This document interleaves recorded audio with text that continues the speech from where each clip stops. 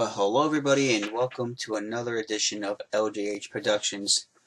Today we are going to do the 4K review of The Nightmare Before Christmas. So I'll show you guys a reminder of what everything looks like. Here's a slip cover and we'll flip it. And there's that. And then there's the beautiful artwork on the 4K itself, which I find to be extremely awesome.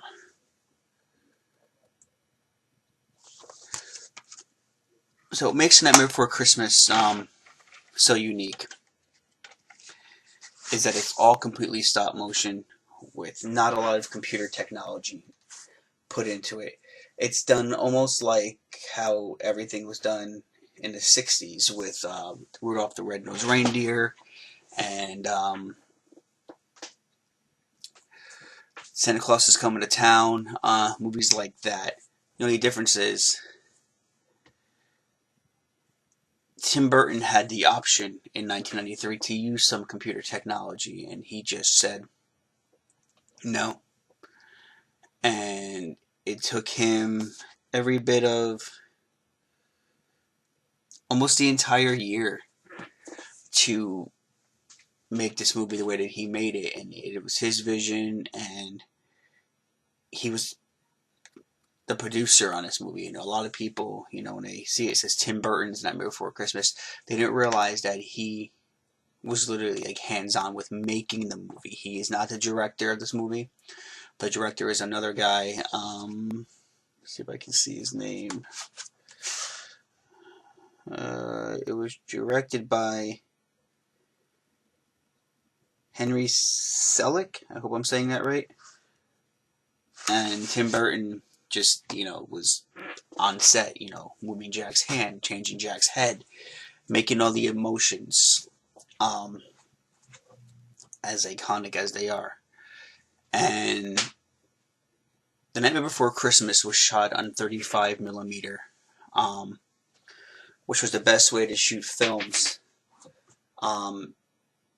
then.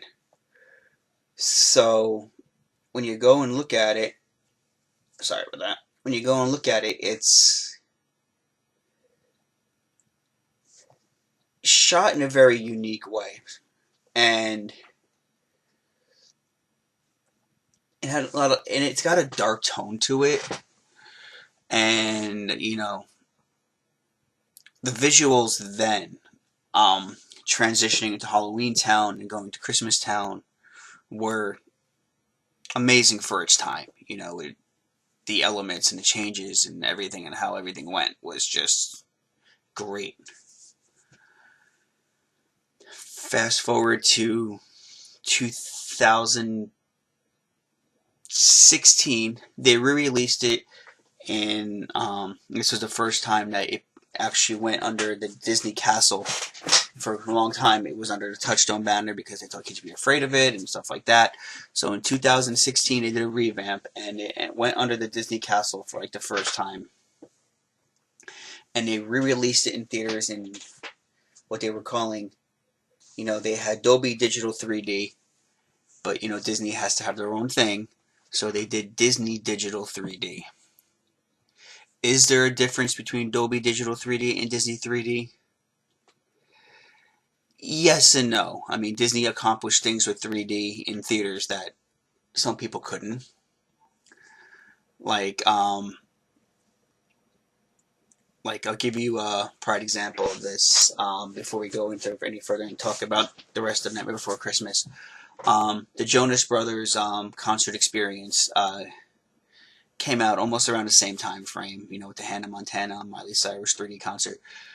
But what they did with the Jonas Brothers 3D, there's this little thing with Taylor Swift where she's performing when the Jonas Brothers go on their little break in the movie, and she throws her guitar pick. And when she threw the guitar pick in theaters, I took my niece to see this movie in theaters. When she threw her guitar pick, they actually were able to make it so that when she threw it, it went around the theater and came back into the screen. It was a really cool effect. I don't know how Disney managed to do that for like movie theaters, but it was done really well. And then as it went to Blu-ray 3D DVD, she throws it, and it just stays in front of the television, makes a round, and it goes in. But that's the difference between what Disney's able to do with certain things and what regular studios can do. Disney's just that way. So going back to Night Before Christmas, I also saw Night Before Christmas in Disney Digital 3D. Were there a lot of pop-out moments? No, because the movie was not shot for 3D. But what it did do was it brightened the visuals and it made everything brighter, and you were like, well, there's no way they could top this. This is as bright as it's going to get. There's nothing they could do that would possibly make this movie any brighter. Fast forward to 2023, and all I can say is, wow. If you were watching The Nightmare Before Christmas for the first time with the 4K version, you would be mesmerized by how bright the colors are, and even the dark elements, how amazingly, awesomely stunning the visuals actually are.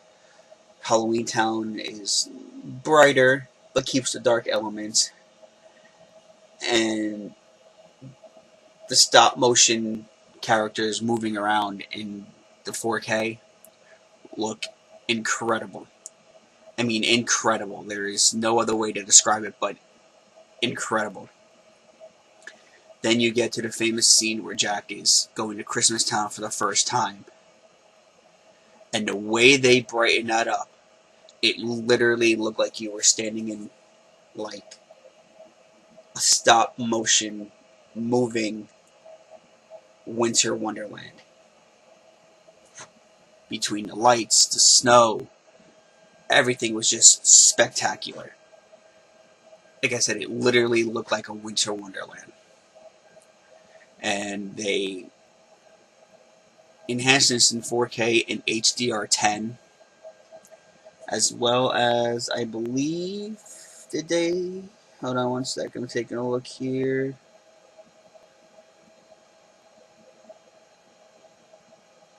Yeah, 4K resolution, high domestic range of HDR10, wider color sharpness. Yeah, you definitely see all that in this movie. And then sound-wise, I believe they did upgrade to Dolby Atmos. It doesn't say it on here, but I'm pretty sure.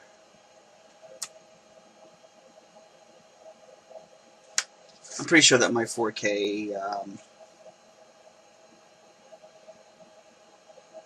soundbar picks it up for Dolby Digital.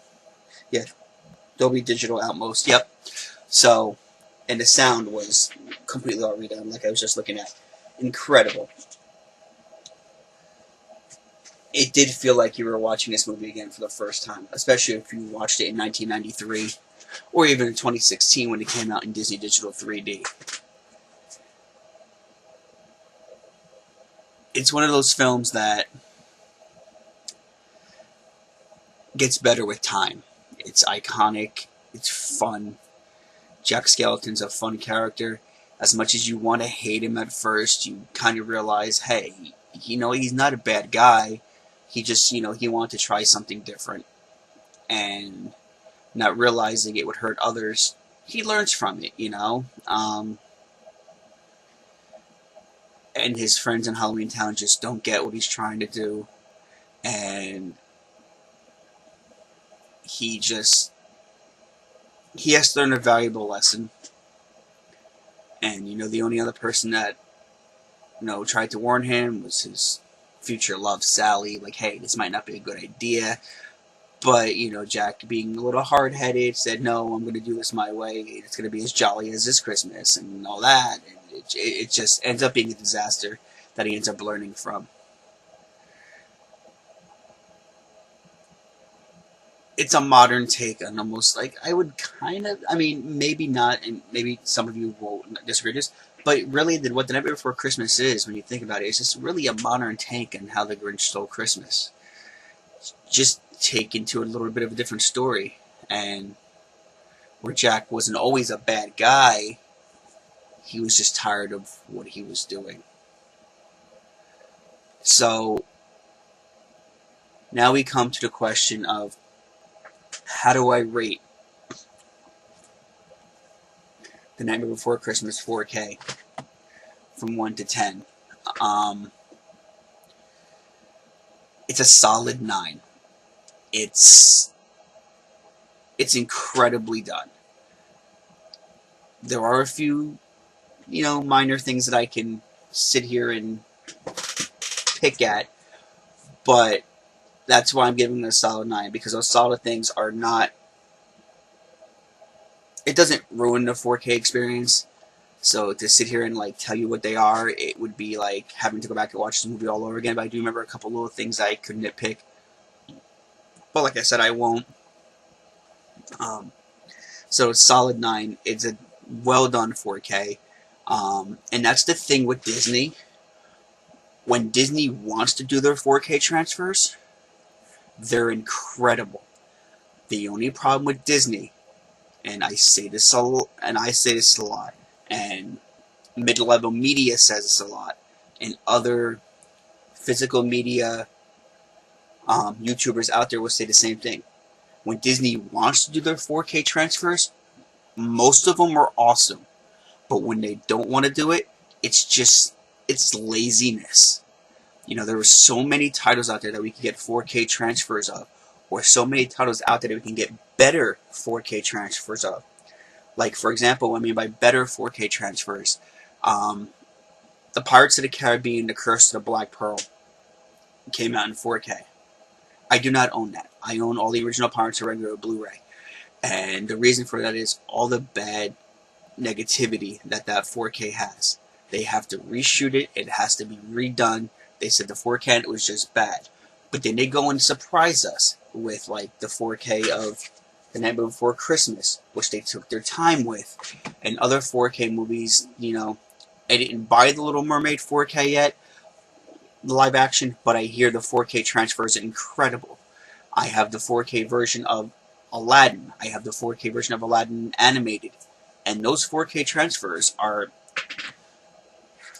the level of The Nightmare Before Christmas.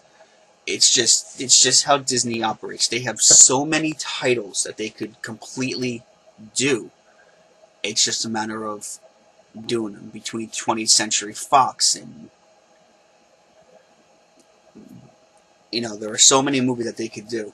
Disney has to get back more into the physical media. They're starting to kind of slow again, which is weird. Like, they're releasing some things. Like, for example, they just recently released Loki on Blu-ray and 4K. They released WandaVision in 4K and Blu-ray.